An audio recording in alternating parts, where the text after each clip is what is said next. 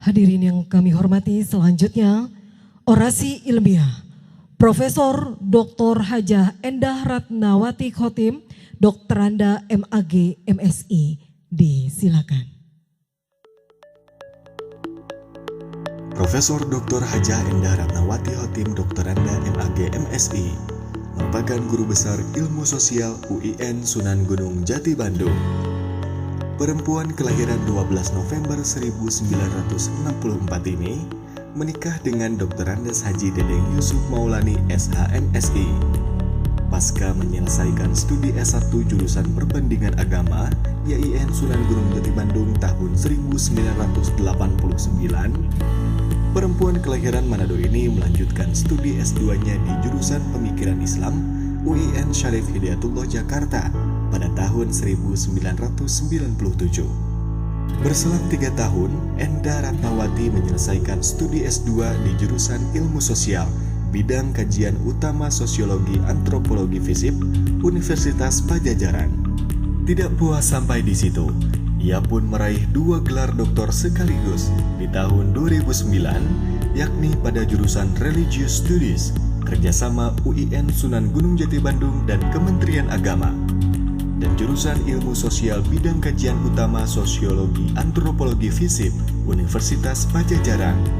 Pada tahun 2008, Endah Ratnawati dipercaya sebagai Ketua Bidang Pusat Informasi dan Komunikasi Puskom UIN Sunan Gunung Jati Bandung. Kemudian menjadi Ketua Pusat Studi Gender dan Anak PSGA UIN Sunan Gunung Jati Bandung pada tahun 2012-2016. Aktif, energik, dan menyukai tantangan. Demikian Endah Ratnawati kerap dikenal. Pada tahun 2018, perempuan yang juga pendiri UKM Mahapeka ini dipercaya sebagai Manager of Human Research Development Susi Air, Cargo Service and Flight Charter. Sejatinya, sebuah masyarakat selalu berdinamika, bergerak, dan berubah. Terpenting dari perubahan adalah mewakili beberapa kriteria yang mengarah pada kemajuan menuju penyelesaian, perbaikan, atau mengacu pada jalan keluar. Namun, pembangunan dan perubahan sosial masih senantiasa mencatat meninggalkan kelompok-kelompok tertentu, termasuk di dalamnya kelompok-kelompok perempuan. Pada realitas tersebut, sosiologi menjadi penting sebagai pisau analisis atau realitas yang berkembang, termasuk kekhususan yang saya dalami, yaitu sosiologi pembangunan dan sosiologi gender. Melalui teropong perspektif sosiologi pembangunan dan gender, prinsip equality and equity yang berkelanjutan dapat terwujud dan menjadi sumbangan nyata pada masyarakat Indonesia yang terus berkembang dinamis dan progresif. Melalui equality dan equity, konstruksi masa depan pembangunan dapat terwujud sesuai ekspektasi masyarakat. Dan melalui equality and equity pula, relasi gender menuai keharmonisan dan simfoninya.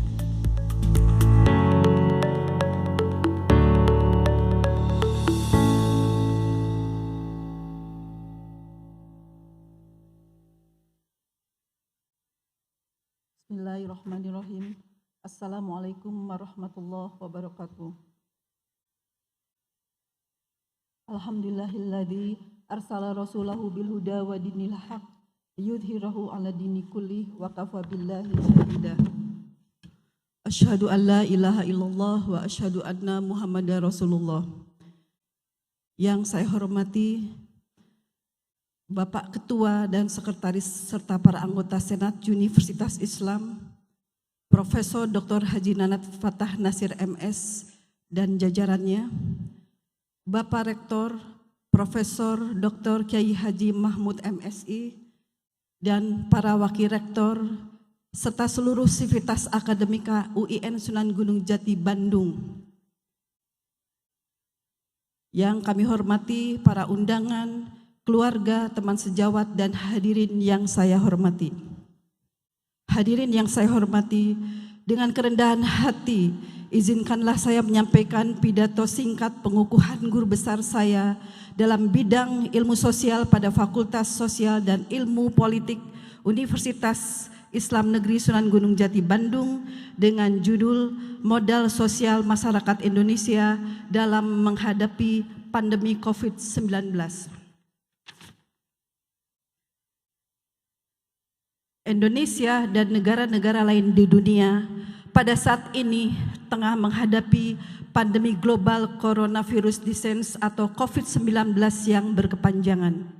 Bahkan pengukuhan guru besar kali ini pun harus dilangsungkan secara online akibat pandemi tersebut. Sejak Indonesia pertama kali mengkonfirmasi kasus COVID-19 pada 2 Maret 2020, dari hari ke hari jumlah yang terpapar virus tersebut terus bertambah hingga saat ini. Bahkan tidak sedikit yang meninggal dunia. Wabah COVID-19 bukan hanya soal banyaknya orang yang terpapar, melainkan dampaknya terhadap kehidupan ekonomi masyarakat dan negara, yaitu pengangguran dan kemiskinan. Center of Reform on Economics Indonesia mencatat peningkatan jumlah pengangguran terbuka pada kuartal kedua tahun ini dalam 3 skenario.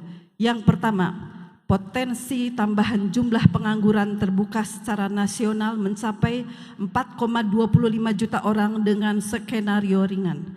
Kedua, tambahan sebanyak 6,68 juta orang dengan skenario sedang. Ketiga, tambahan hingga 9,35 juta orang dengan skenario berat.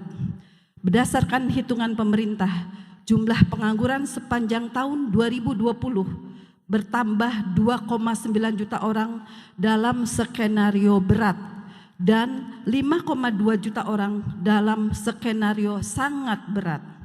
Berdasarkan hitungan tersebut, maka tingkat pengangguran terbuka secara nasional pada kuartal 2 tahun 2020 mencapai 8,2% dengan skenario ringan, 9,7% dengan skenario sedang, dan 11,47% dengan skenario berat. Dalam upaya pemulihan ekonomi nasional PEN pasca COVID-19, pemerintah menganggarkan dana sebesar 641,17 triliun, naik 2 kali lipat dari anggaran yang ditetapkan sebelumnya 318,9 triliun. PEN tersebut terbagi dalam 4 komponen, yakni belanja negara sebesar 427,66 triliun, pembiayaan 133,51 triliun, tambahan belanja kementerian dan lembaga 65,1 triliun, dan dukungan untuk pemerintah daerah Pemda senilai 15,1 triliun. Dari jumlah anggaran di atas, pemerintah mengalokasikan anggaran untuk dukungan konsumsi baik berupa bantuan sosial maupun subsidi sebesar 172,1 triliun yang mencakup pelindungan bagi masyarakat miskin dan rentan melalui program Keluarga Harapan, PKH, kartu sembako, kartu prakerja, diskon tarif listrik, bansos Jabodetabek, bansos tunai non-Jabodetabek, dan bantuan berupa pangan atau sembako. Pemerintah juga menganggarkan sebesar 34,15 triliun yang dialokasikan untuk subsidi bunga kepada pelaku UMKM. Bapak Rektor Universitas Islam Negeri Sunan Gunung Jati Bandung dan para hadirin yang saya muliakan, di tengah situasi masyarakat yang tidak normal seperti ini, ketahanan sosial akan menjadi pilar penting dalam menghadapi pandemi COVID-19. Karena itu, berbagai upaya teknis mengatasi pandemi COVID-19 juga harus didukung dengan penguatan modal sosial. Modal sosial pertama kali diperkenalkan oleh Lida Judson Hanifan dalam tulisannya yang berjudul The Rural School Community Center, di mana menurutnya modal sosial bukanlah modal dalam arti biasa seperti harta kekayaan atau uang, tetapi lebih mengandung arti kiasan namun merupakan aset atau modal nyata yang penting dalam hidup bermasyarakat. Modal sosial yang dimaksud termasuk kemauan baik, rasa bersahabat, saling simpati serta hubungan sosial dan kerjasama yang erat antara individu dan keluarga yang membentuk suatu kelompok sosial. Guna memelihara kohesi sosial di tengah pandemi COVID-19, solidaritas sosial berperan sangat penting dalam menjaga kohesi antar warga dan menjadi alat kontrol sosial. Selain itu, nilai-nilai altruisme yang tumbuh dan berkembang selama ini di masyarakat harus dihidupkan kembali sebagai modal sosial yang dapat memperkuat kohesi sosial masyarakat. Bila modal sosial mampu digerakkan dan diperkuat, bukan tidak mungkin jaring pengaman sosial untuk lapisan masyarakat sampai ke level bawah di saat menghadapi pandemi COVID-19 dapat diupayakan dengan optimal. Tentu solidaritas publik juga sangat dibutuhkan. Para hadirin yang saya muliakan, gerusan sosial yang diciptakan oleh COVID-19 membuat bentangan interaksi dan sosialisasi di tengah-tengah masyarakat sangat terasa. Muncul sebuah ketakutan, baik takut terpapar atau takut dianggap sumber penyakit.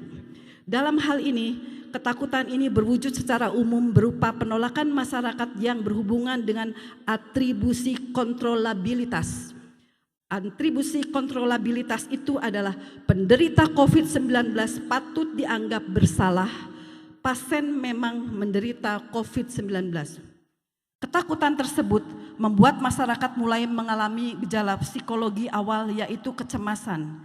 Kecemasan menurut Atkinson adalah emosi yang tidak menyenangkan yang ditandai dengan istilah-istilah kekhawatiran, keprihatinan, dan rasa takut yang kadang-kadang dialami dalam tingkat yang berbeda-beda. Kecemasan tersebut akhirnya mewujud menjadi kepanikan yang menjalar ke seluruh lini, termasuk pada pemerintah dan organisasi keagamaan yang direspon dengan mengeluarkan himbauan agar masyarakat mengurangi aktivitas yang sifatnya mengumpulkan banyak orang. Pada posisi masyarakat, kepanikan itu bisa berupa bias kognitif, di mana bias kognitif adalah jenis kesalahan dalam berpikir yang terjadi ketika orang memproses dan menafsirkan informasi di dunia sekitar mereka. Kerentanan yang terjadi dalam masyarakat sesungguhnya bisa dibentengi dengan bangunan modal sosial yang berbasis local wisdom. Di masa pandemi ini, tindakan yang proaktif itu dieksiskan dalam kegiatan-kegiatan yang sifatnya saling menguatkan lewat penggalangan bantuan berupa pemberian bantuan sembako bagi lokasi atau daerah yang masuk dalam zona merah. Perwujudan tindakan tersebut juga termasuk penyaluran bantuan alat pelindung diri APD bagi tenaga. Kedua unsur ini haruslah membangun relasi nilai sosial yang menjadi pegangan masyarakat yang bertindak. Hadirin yang saya hormati, dalam kesempatan ini izinkan saya menyampaikan ucapan terima kasih dan penghargaan yang setinggi-tingginya kepada semua pihak yang telah membantu saya sehingga menghantarkan saya kepada pencapaian guru besar bidang ilmu sosial pada Fakultas Ilmu Sosial dan Ilmu Politik UIN Sunan Gunung Jati Bandung. Terima kasih kepada Ketua Senat Akademik UIN Sunan Gunung Jati Bandung, Profesor Dr. Haji Nanat Fathah Nasir MS dan anggota Senat dan seluruh jajarannya yang teramat baik, dan khusus kami haturkan kepada Bapak Rektor UIN yang senantiasa support dan mendukung terus di setiap bertemu dengan saya, Profesor Dr. Kiai Haji Mahmud MSI, para wakil rektor, dekan Fakultas Fisip, dan seluruh sivitas akademika atas perhatian dan dukungannya. Hadirin yang saya hormati, terima kasih juga saya sampaikan kepada khusus Bapak Dekan Fakultas Ilmu Sosial dan Ilmu Politik UIN Sunan Gunung Jati Bandung beserta para sivitas akademik FISIP UIN Sunan Gunung Jati Bandung. Khusus saya sampaikan kepada ayahanda tercinta almarhum Insinyur Haji Muhammad Khotim MSc yang tak sempat menyaksikan pengukuhan guru besar saya ini. Semoga ayahanda mendapatkan maghfirah dan tempat yang mulia di sisinya. Dan ibunda tercinta Haja Eni Sumiati Khotim, Mama Eni Sumiati Khotim, suami saya Haji Dedeng Yusuf Maulani yang banyak memotivasi saya sehingga saya bisa seperti ini. Kepada adik-adikku Eni Endrawati Khotim, Erna Ermawati Khotim, Edi Endraso Khotim, dan Eman Widianto Khotim. Terkhusus anak-anakku Ali Abdurrahman beserta istri Nadia Anwar, Yasmin Anwar Putri, Muhammad Habibi Shihab. Dan tak lupa bapaknya anak-anak, Bapak Anwar Mustafa. Akhirul kalam, jabatan guru besar yang saya terima ini hanyalah berkah dan kehendaknya. Semoga saya diberi kekuatan mengemban amanah ini dan tergolong ke dalam hamba yang selalu bersyukur. Wabillahi taufiq wal hidayah. Assalamualaikum warahmatullahi wabarakatuh.